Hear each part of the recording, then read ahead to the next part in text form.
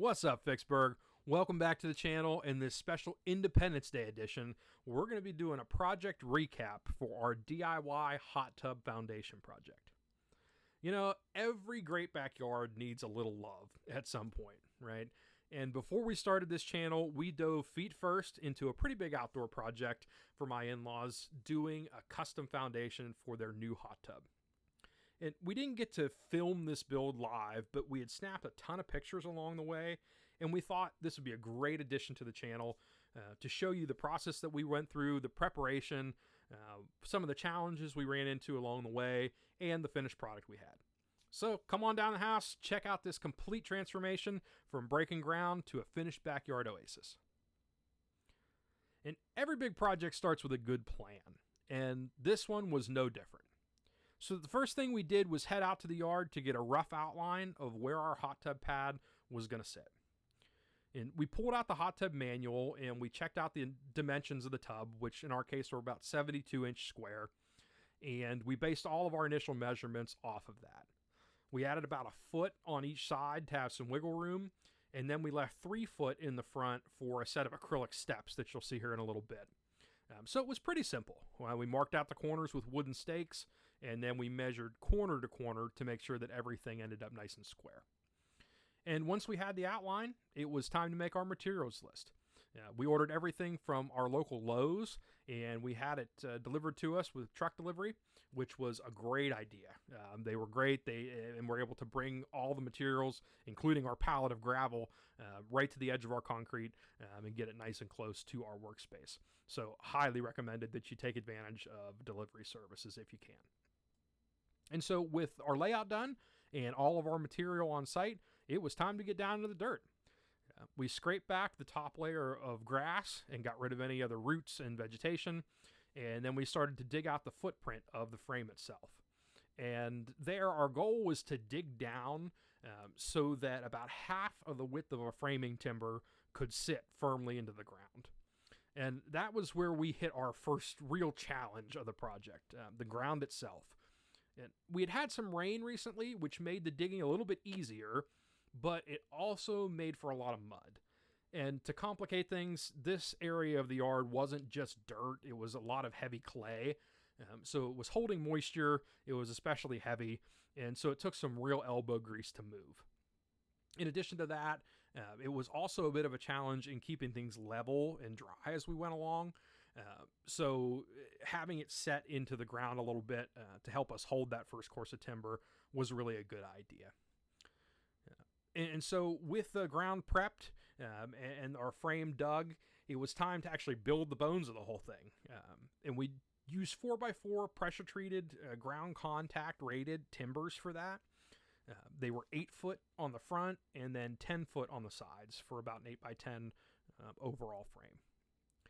And so we laid those out, and on the 8-inch pieces, we measured 30 inches in from each end. And on the 10-foot pieces, I don't recall the dimension, but they were evenly spaced as well, and drilled 1/2-inch holes straight through those things. And that's where we drove 1/2-inch by 2-foot pieces of rebar, straight through the timber, down into the earth, and we left enough sticking up to capture a second course of timber. So no shifting there between being set into the earth and being pinned to the ground. That gave us a really firm base to start work off of. And at the corners, we knew we wanted some additional stability because the pressure from the gravel coming out onto the frame was going to be a lot. So we notched those in a way that they overlapped and interlocked, which made for a super strong connection. And then we ran 3/8 inch by 8-inch long headlock structural screws through those corners and also evenly spaced along each run. And those aren't average deck screws. Those are big structural screws meant for that purpose, and they really bite and hold. So it was a great idea. Brought those courses together and really firmed the whole thing up.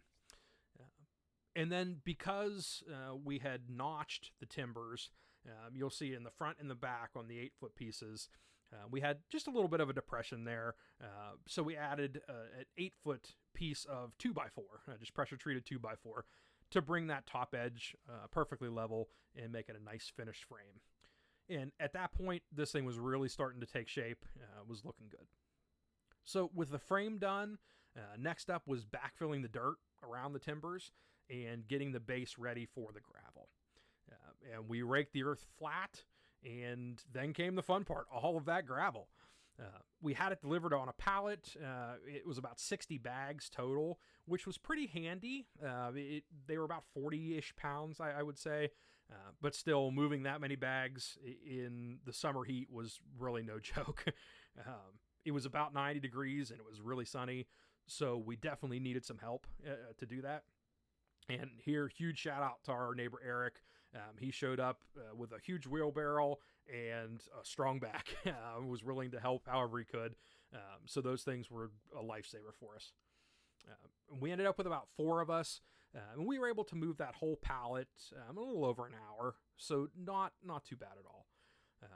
We learned pretty quickly that the best system was to open up the bag at the pallet and dump that into the wheelbarrow. Especially with Eric's larger wheelbarrow that could hold about 5 bags at a time. That really sped up the process and made it easier on your back.